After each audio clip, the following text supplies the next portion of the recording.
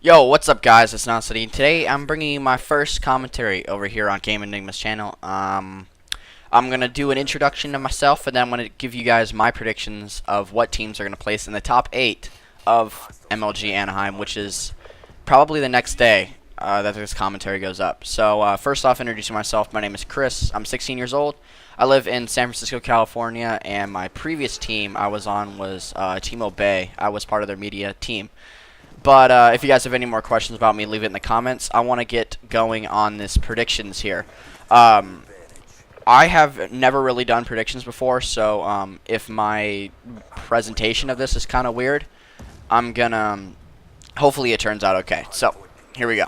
I'm right here on my Xbox Internet Explorer thing, which is a piece of crap.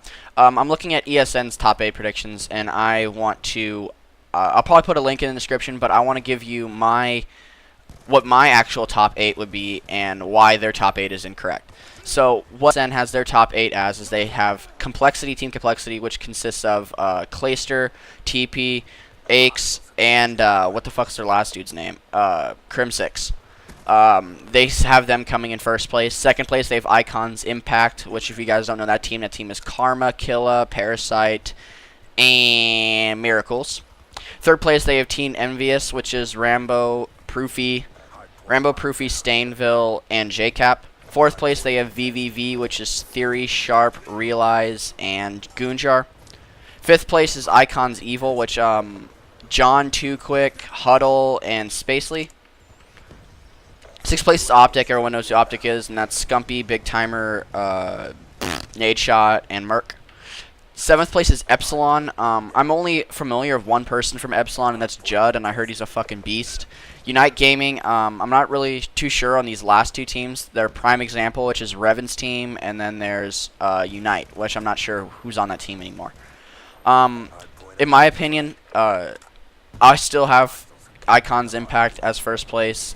They perform very well on LAN, online. They have been scrimming quite a bit recently. I don't know if you guys have tuned into Parasite streams recently, but he has been scrimming with his team pretty big over the last 2 weeks in preparation for this next event. So I see them coming in first place.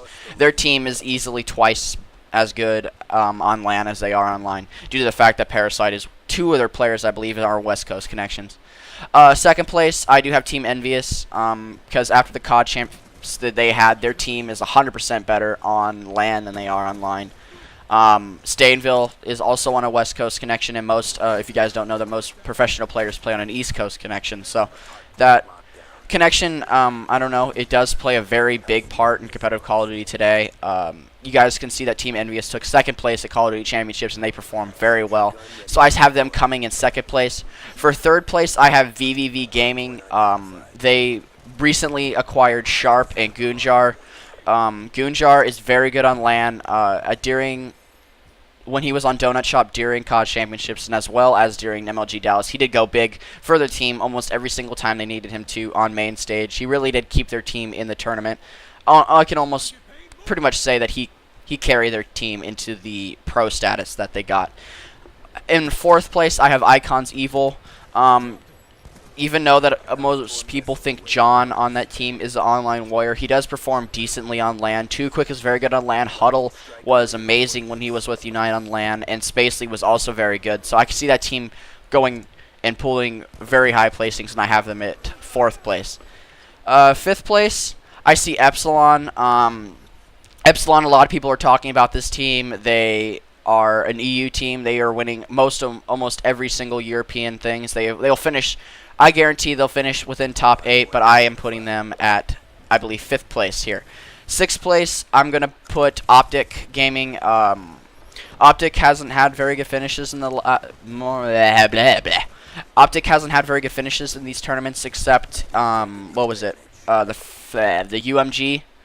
UMG Chicago, I believe, which was the first UMG tournament. They beat Complexity out for the first place when that was 10K. But Optic, I don't see them placing very high in this tournament due to the fact that they have barely had any team communication, any team scrimming over the last 2 months. They did recently move into an Optic house, but it hasn't yet seemed to influence them to scrim any more than they really have. They've been at that Optic Teen house for about 2 weeks. So and they've probably scrimmed about 3 times, and that seems about right what they were doing before about that. So for 7th place, I'm gonna put Unite. I'm not really very familiar with this team. They are. It seems like that Clayster was their best.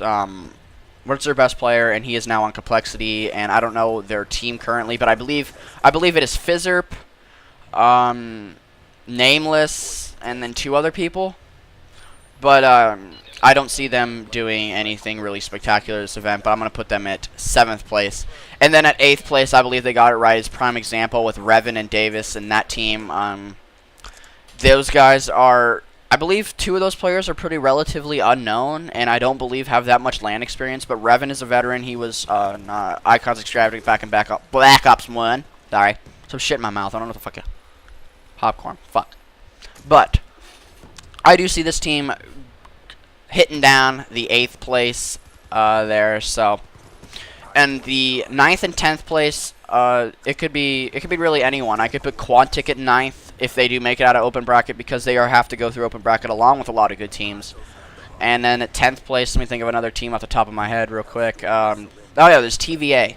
TVA is Dito's team with Enzo. They have none of them except Dito has been proven to be really good on LAN.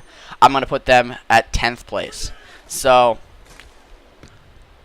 yeah, guys, that's my top 10 predictions. If you guys disagree, agree, or anything like that, or put your predictions down in the comments below, I'd really appreciate it. I'd love to see all your guys' predictions.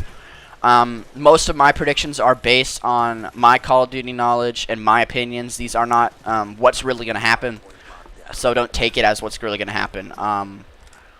I'm pretty informed on the top 5 or 6 teams, but any teams below that I don't really pay that much attention to. So, guys, there you have it. Those are my top 10 predictions in this game. So, yeah. Like I said, leave a comment below if you have a disagreement or an agreement or anything like that. So, yeah. Like I said, this is also my introducing video.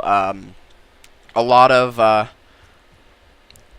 preparation, sorry, excuse me, has gone into my acceptance here at eNigma. Previously, I was on Team Obey Pro's media team.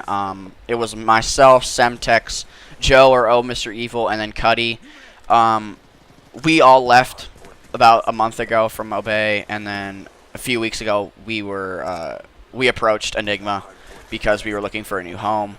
We didn't want to stop doing YouTube. We just didn't want to do YouTube there anymore for reasons anonymous. But nevertheless, we are here today.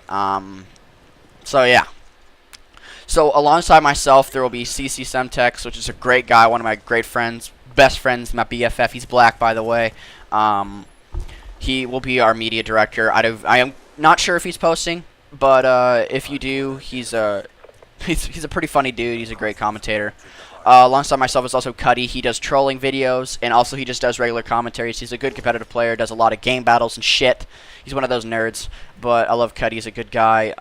Like I did mention Joe or Mr. Evil, but he is no longer a part of this due to personal life factors. So, guys, that's our new Team eNigma YouTube team here for North America. Oh, I forgot there's Torx. Fuck. I love you, Torx. I forgot you. But, guys, this commentary is coming to an end. I really do appreciate it. If you guys would leave a like or a favorite or whatever, and if you guys really like this commentary, please subscribe to this channel. I really do appreciate it. But, guys, the commentary is over. Those were my predictions. Peace.